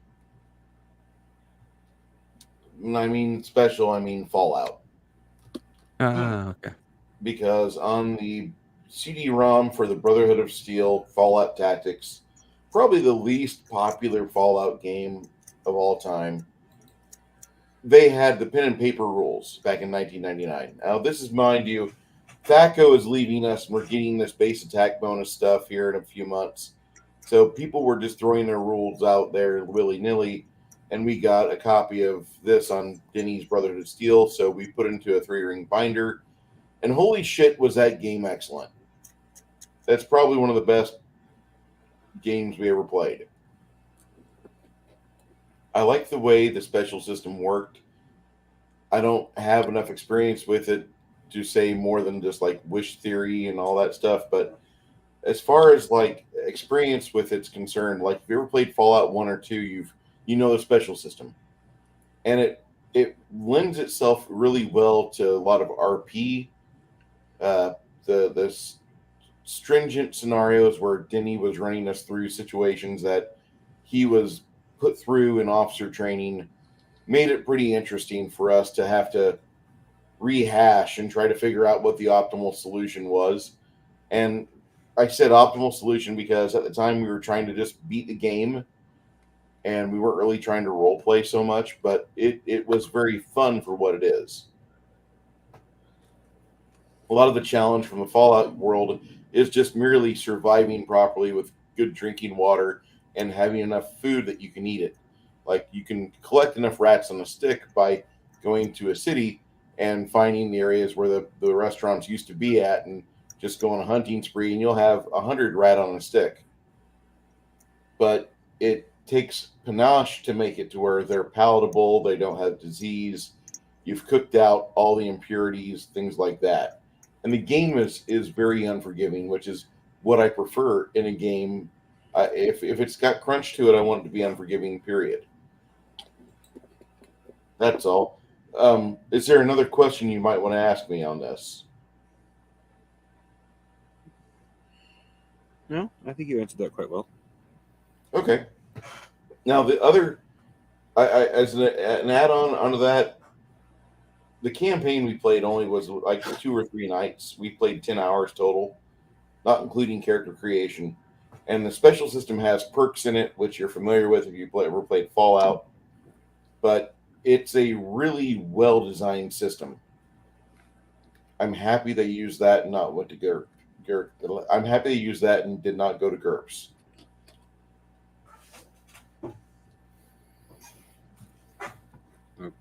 Good to know.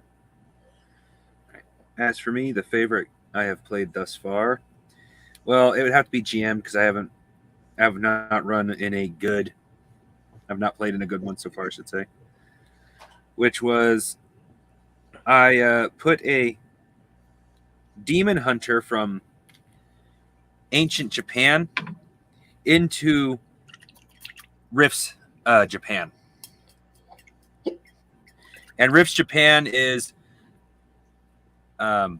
just before a small chunk of Japan, a huge city technically, but a small chunk of Japan disappeared when the Rifts first appeared and didn't reappear until 200 years later. They still have all the manufacturing and all the ability to produce high technology.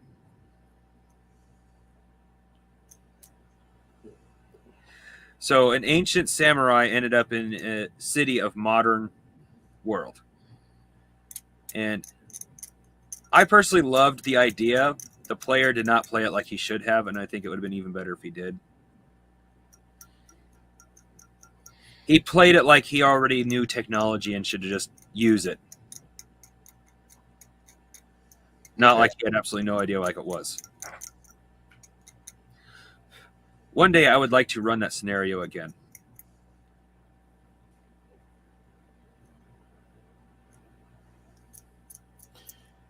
Okay. And I do have a few more in-depth questions. Well, if we can hold on to those for maybe next time, I want to rotate over to Kai real quick and ask Kai if he has any questions. I'm here to answer, not ask.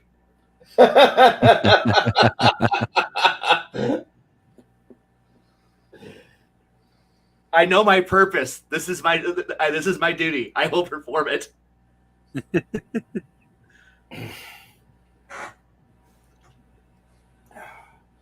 Okay. So, Jade, do you have any questions you'd like to ask us? I might have to ditto Kai on this one. I don't really have any real questions about post-apocalypse. I've run my own variation on it, and I do have I have a decent understanding of how to make post-apocalyptic poignant for players. And the way to do that is every time there's this like huge collapse or there's this huge like sense of how the hell did we get here, there always needs to be a sense of hope, and that sense of hope should be what drives them forward. And when they accomplish that sense of hope, things should get better, at least for a little while. Not necessarily permanently better or greatly better, but it should get better enough that they're like, we can live with this until something comes along to, take it away. And then we're going to fight like hell to keep what we have at the very least, or make it better. And if you repeat that in cycles, you will probably have the makings of a very long run campaign. Yep.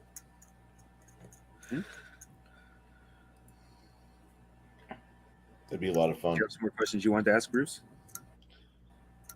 I can save mine for next week because I think within the 7 days I will come up with another 8, and I would rather do that.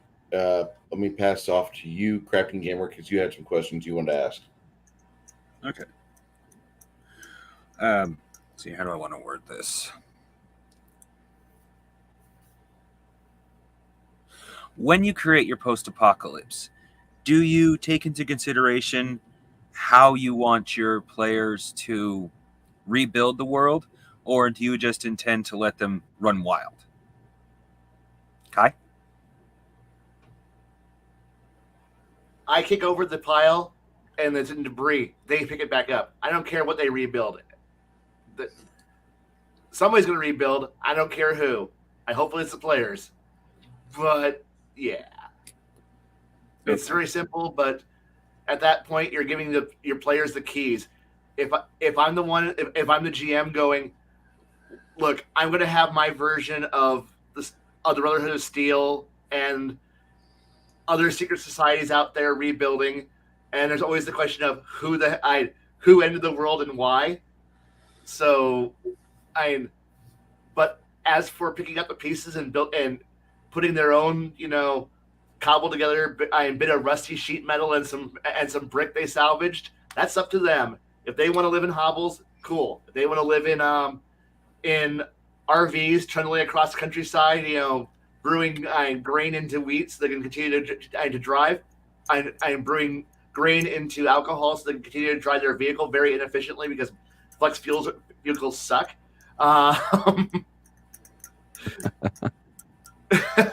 They do. I'm sorry. Alcohol is not a proper fuel source for your engine. We just don't burn it efficiently. I know. I know, but damn it, flex fuel engines are really just terrible. Just don't put engine.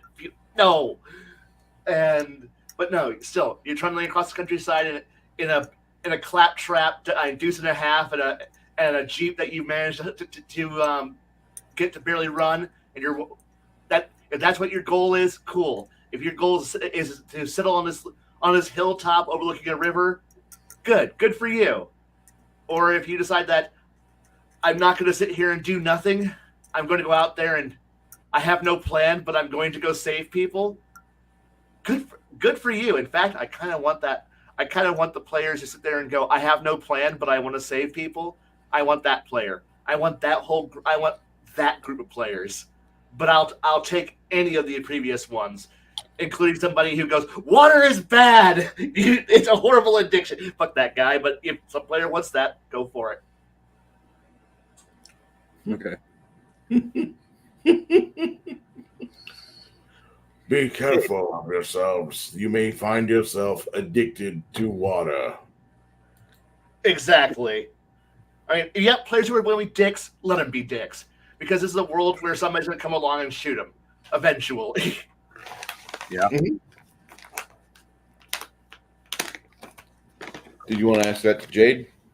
Yeah. You repeat the question just so I'm aware. When you do a post-apocalypse, do you? Let's see here.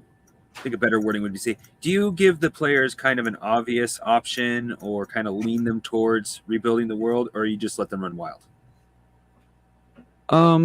So generally, at the beginning of the game, there is the mentor, because I do follow the hero's journey, or the hero of 1,000 faces model, where the players will have somebody who kind of holds their hand for the first 1 or 2 levels at most, kind of guides them, gives them missions, gives them the goals, the overall goals to try to achieve. And then from there, they're kind of on their own.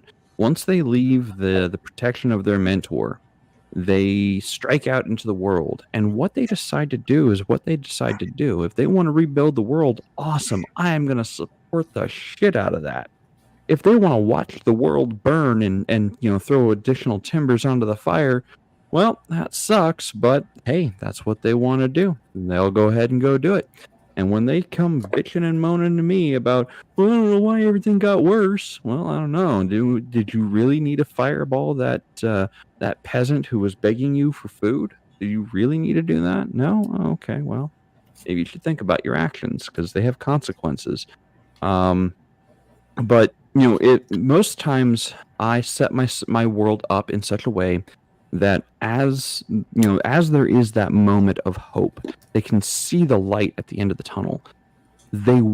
I'm set up in such a way that they themselves want to run towards that light. They themselves want to not just acquire that light, but share that light with others to bring forth a reality of their making.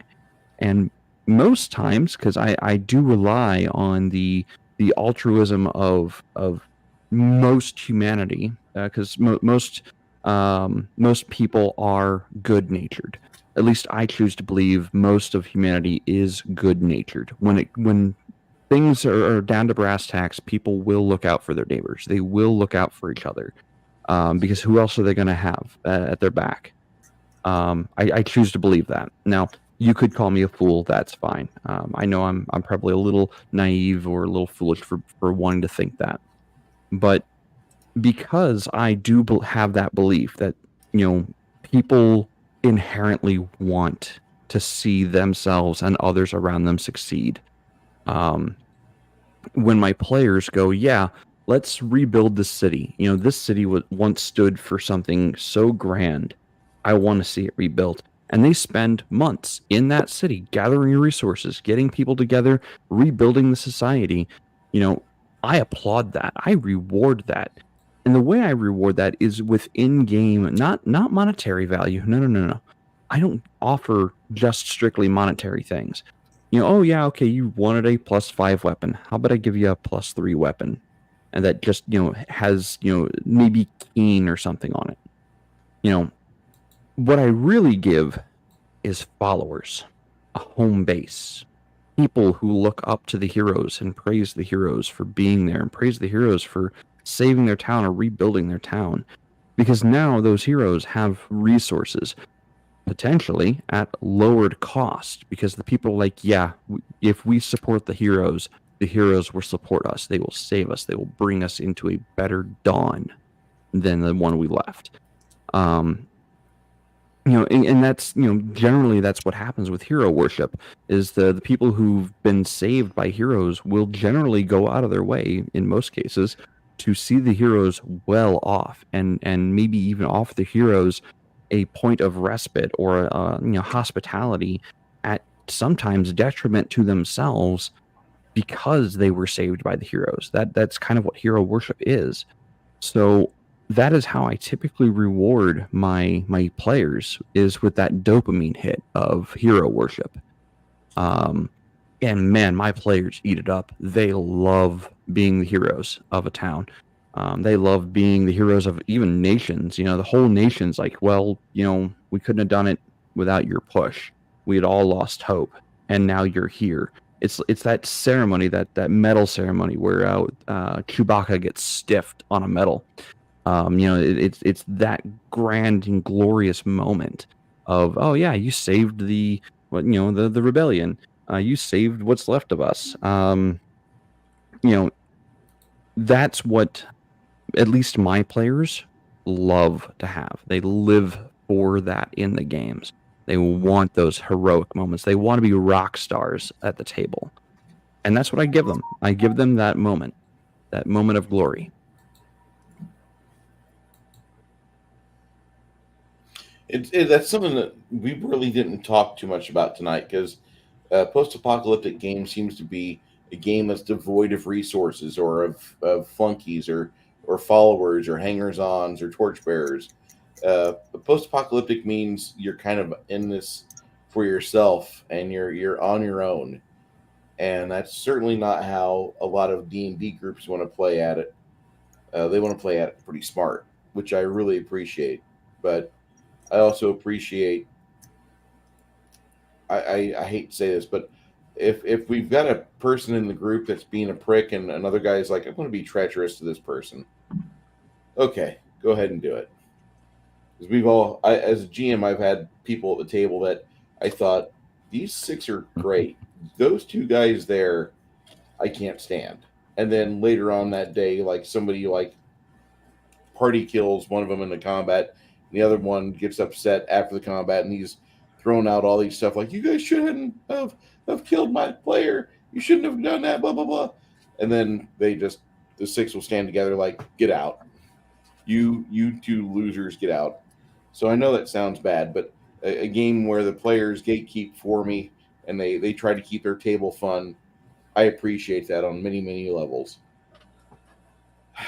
I'd like to ask Jade, you want to be back next week and talk about this? or do you want to go switch to another Let's see here. topic? Next week is the 7th, correct? Or 8th? Eighth. 8th. Yeah, I can be back next week. If you're The if you're 14th. working too Yeah, much, it'd be the no. week of the 14th. I'm out. If you're working too much, no. I mean, fine too much at this point. I need you to be able to sleep at scheduled times. What is this mythical thing you call sleep? Okay, never mind. I forgot what it is too. Yeah, I have forgotten. I have since forgotten what the idea of sleep is. Okay. Crafting, are you looking forward to next week? Yes. Okay. Kai, Yeah. I want you to enjoy next week, my friend, because I have a feeling that we will definitely appreciate what you've got as far as like just various peaks and pondering into the game world you want to run. I talk. I hope others want to play. I want to play it. That's what it comes down to. Okay. 3.5 minutes before the show is supposed to end, I feel I've done pretty well with the 3 that we have. I thank you very much, one and all, for coming in tonight. I know we had a lesser group than normal. That's quite okay. We're going to continue this topic next week. The topic will be post-apocalyptic RPGs at your table, and it'll be volume 2. We have a few more ideas, which we're going to be throwing at the players and throwing at ourselves just to do some theory crafting, because I think that's a lot of fun. If you have anything to add to this conversation, please add it at the comment section or let us know what's going on off to the side here. Janet, she was saying goodbye earlier tonight. 6 Nation 31 Kings, we really appreciate you being in the chat tonight, sir. And so sewer jockeys cleaning the underground to earn their chance at a vacation to Solar City. Oh, that right there just reminds me of some things. Okay. My name is Bruce, and I'm going to give it to my co-hosts here to what they're just going to be planning over the next week. Kai, anything Yes. particular? No, it's an off week. I'm going to be bored. I'm sorry. I got something that won't bore you. What? Reviewing the stuff I sent you earlier. Oh yeah, I can actually read that one on Saturday night when I'm not. Hey. I'm kidding. Do as you will, I will sir. read it and then give thoughts. Okay. Jade, next week, what is Gatekeepers going to have a discussion on? So next week, Gatekeepers is actually going to be going over, well, the other parts of setting and why it's important. So this past week, we kind of touched on some of the more poignant aspects of setting, that being, its effect on a campaign, or the how lore might affect or cause player characters to act certain ways or do certain things. So next week we're going to pick up the conversation where we started at the end of the evening was immersion. How do you immerse your players in a setting of your choice, whether it be an established setting like Faerun, Eberron, or even Spelljammer, versus your own homebrewed setting? The more you have immersed players, the more you can have players who want to come back every time. Sounds like a great episode. And if you want to know more, tune in on Wednesday night, 7:30 Central Standard Time for Jade's Gatekeepers to begin. Crafting. This following week, what do we have on the docket from you, sir? I don't have a video Saturday because I finally got finished reading the book, but I didn't do it in time to finish a video.